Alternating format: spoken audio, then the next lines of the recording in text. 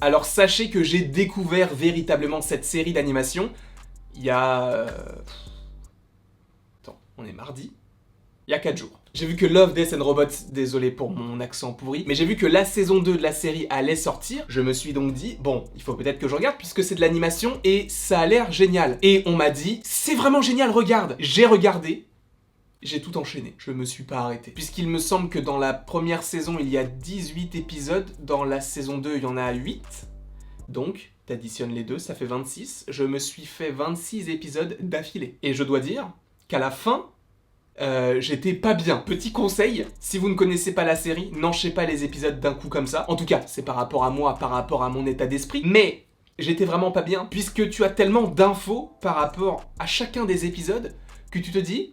Mais attends, il faut que je prenne le temps pour réfléchir à ce que je viens de voir. Parce que vraiment, il y a des épisodes qui te retournent la tête. Mais bien comme il faut, je te le jure. J'ai jamais vu des épisodes aussi réfléchis. Alors que, je vous le précise, j'appelle ça des épisodes, mais ce ne sont pas vraiment des épisodes. Puisque en gros, Love, Death and Robots, c'est tout simplement une série qui regroupe, entre guillemets, des sortes de courts-métrages d'animation qui ne sont pas forcément totalement en animation. Et je vais en reparler puisque dans la saison 1, par exemple, il y a un épisode notamment avec Topher Grace, donc l'acteur qui interprète Venom dans Spider-Man 3. Donc en fait, ce sont des courts-métrages d'animation ou partiellement en animation qui sont différents les uns des autres, un petit peu à l'image de Black Mirror, et même à l'intérieur donc de la diégèse, donc par rapport au scénario, c'est un petit peu semblable à Black Mirror puisque tu as vraiment l'impression qu'on essaye de te questionner sur la société dans laquelle on vit actuellement. Alors ce n'est pas aussi poussé que Black Mirror puisque je vous le rappelle, là ce n'est qu'entre guillemets qu'un court-métrage, alors que Black Mirror tu as des épisodes qui font 1h30 voire 2h, donc ce n'est peut-être pas aussi poussé, mais encore une fois ne les regardez pas tous à la suite parce que en fait, je vous donne juste mon ressenti, c'est que pendant la moitié de la nuit qui a suivi, je me suis posé des questions. Mais tu sais, ce n'était pas forcément des questions que je me pose dans la vie de tous les jours. Donc, ça m'a empêché de dormir. Regardez ça au compte-gouttes et réfléchissez après chaque épisode, ce sera plus simple pour vous et plus sain pour vous. Et donc, au niveau de l'histoire, c'est très poussé. Et je vous précise que le programme est déconseillé au moins de 18 ans. Parce que, disons que t'as du sexe, t'as de la violence, t'as du sang, t'as ce genre de choses. Donc, si tu n'as pas l'âge requis, je ne t'invite pas à regarder cette série. Puisque si tu as en dessous de 18 ans, ce ne sera pas forcément adapté pour toi. Quoi qu'il en soit, le petit disclaimer est passé. Il y a des épisodes où, genre, même 4 jours après, alors que je n'ai aucune mémoire, il y a des épisodes qui me tourmentent encore. Notamment l'épisode de la loupe. Alors, esthétiquement, on va y revenir, mais l'épisode de la loupe, c'est tout simplement l'histoire d'une femme qui se réveille, qui entend des coups de feu. Elle regarde à sa fenêtre et elle voit un homme qui semble avoir tué quelqu'un. Tu passes du côté de l'homme regarde la femme qui le voit, donc il est en panique, sauf qu'il se dit, mais je l'ai déjà vu quelque part, elle. Il regarde la femme qui est à la fenêtre, qui vient de voir qu'il a tué quelqu'un, et il regarde la personne qu'il vient de tuer. C'est la même personne. Donc déjà là, c'est compliqué à comprendre. S'ensuit une sorte de course-poursuite. Je ne vais pas vous préciser tout ce qu'il se passe parce que, sinon je risque d'être démonétisé.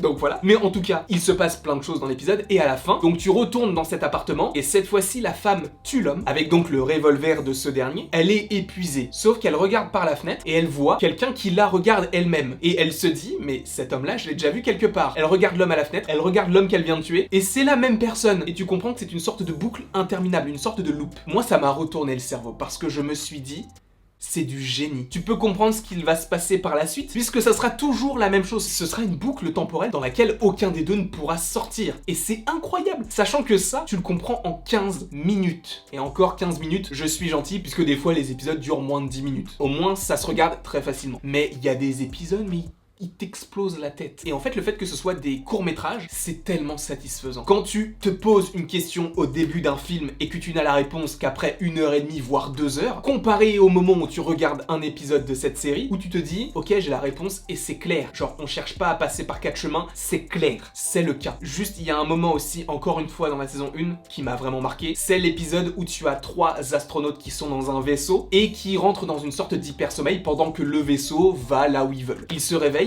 et en fait tu comprends que le vaisseau a entre guillemets dérive. Et l'un des passagers rencontre une fille qu'il connaissait déjà. La fille leur dit qu'ils ne pourront pas retourner là où ils veulent aller et donc ils commencent à entamer une petite histoire d'amour, sauf que tu sens que le personnage féminin cache quelque chose. Et ce qui est cool, c'est que tu as le dénouement assez rapidement puisque c'est un court-métrage. Tu comprends qu'en fait c'est une sorte d'illusion puisque c'est une araignée intergalactique qui a implanté ce genre de souvenir entre guillemets dans la tête de ce personnage pour qu'il ne puisse pas comprendre qu'il est pris au piège. Et c'est incroyable puisque le vaisseau a véritablement été dirigé vers la station où était la fille, sauf que la fille n'a jamais existé, et en fait c'est une sorte d'araignée extraterrestre qui a tout créé. Et quand je te dis que ça te retourne le cerveau, c'est vraiment très bien amené, hein. Tu te dis mais comment c'est possible? Et c'est exactement ce que je veux faire. Peut-être pas aussi trash, peut-être pas aussi poussé. Réaliser un jour ce genre de choses, c'est incroyable. Il y a encore un épisode de la saison 1 qui m'a mais vraiment marqué, c'est l'épisode des... Non, en fait, il y en a deux. Puisqu'il y a l'épisode des soviétiques qui sont dans la forêt avec des créatures semblables aux Outriders dans Avengers Infinity War et Endgame. Mais en plus de ça, t'as un autre épisode où tu as des soldats, où ça se passe dans le désert, tu as des soldats et certains des soldats sont des loups-garous. C'est génial. Je trouve que les histoires, elles sont folles. Et oui, les histoires sont folles. Mais l'animation, elle est incroyable. Je vous le dis, je n'ai jamais vu ça. Il y a des épisodes où tu te dis...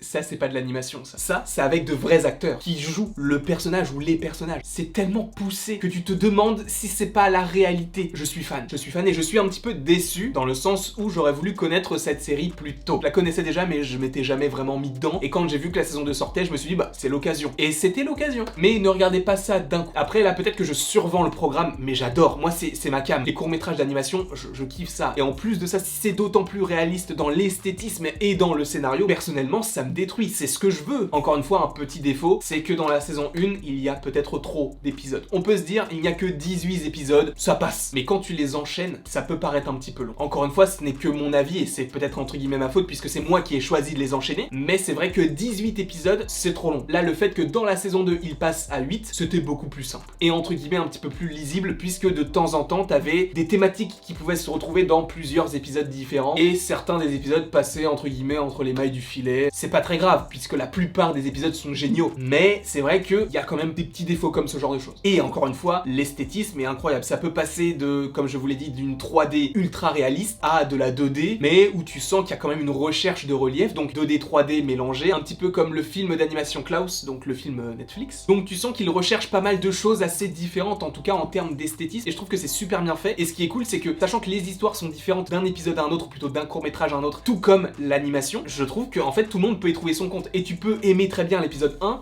et détester l'épisode 8. Et ça fonctionne très bien en fait. Et rien que pour ça, moi je kiffe cette série et j'ai hâte d'avoir la saison 3 puisque bah ça me hype énormément. J'espère que cette vidéo n'a pas été trop longue, je parle peut-être trop, donc peut-être que cette vidéo va durer une dizaine de minutes, j'en sais rien, mais j'aime beaucoup l'animation à tel point que ça me berce. Donc j'espère que la longueur de cette vidéo ne vous a pas dérangé. J'espère également que vous l'avez appréciée, donc n'hésitez pas à me le mettre en commentaire et n'hésitez pas à l'aimer justement, à la partager et à vous abonner, cela me ferait extrêmement plaisir. Je vous conseille la série à 100%, mais la regardez pas d'un coup.